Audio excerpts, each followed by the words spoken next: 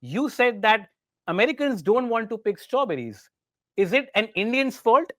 I mean, an Indian No, can work for 12 hours a day, can be frugal, can be far more frugal than an average American. Is that an Indian's fault or a Chinese fault? And let me throw some numbers at you.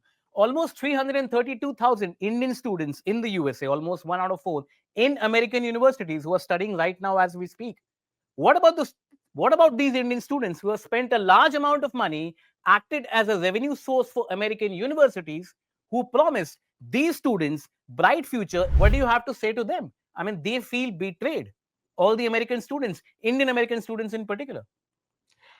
well, I don't think there's any step to take to block Indian students from studying in America. You're right. I mean, I haven't read it, but you're probably right about what Grassley's saying, and there are other politicians who you could call xenophobic. But we still have millions of students from all over the world studying, especially those STEM subjects. And in my view, that should continue and that will continue, because if you talk to anybody in the tech industry, they say similar things to what you're saying. Look, these guys are not only very bright, they're willing to work hard.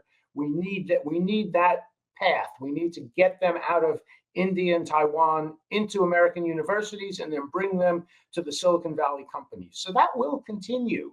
But, what you have to recognize is the federal government, the Trump administration's job is to provide for the prosperity of 330 million Americans, just as Mr. Modi's job is to worry primarily about the 1 billion Indians. And in this country, we have many economic problems, and having open borders to everybody indiscriminately and having open borders to goods and to run a $1 trillion trade deficit and outsource and offshore dozens of different industries and make Americans unemployed was a recipe for disaster. That's how Donald Trump got elected. That's how New York City is about to elect a far left mayor. I mean, there are a lot of unhappy people in this country. And like I said, we don't put them on television, so you don't see them. You're watching all those fantasy TV programs. But we have problems in this country, and we need our government, the Democrats and the Republicans, to deal with these problems. Is that an average Indian's fault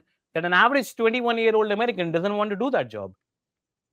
No, it's not the Indians' fault, and we need to but it's our problem. We need to solve it. One part of the solution is to turn down the volume on the number of H1Bs. As I said, the most important part of the solution has nothing to do with foreigners. It has to do with telling young Americans, look, you really need to study science and technology, because this country will go down the dumpster if we don't over the next 50 years. And that's a But Jeff, message that's hard to get through.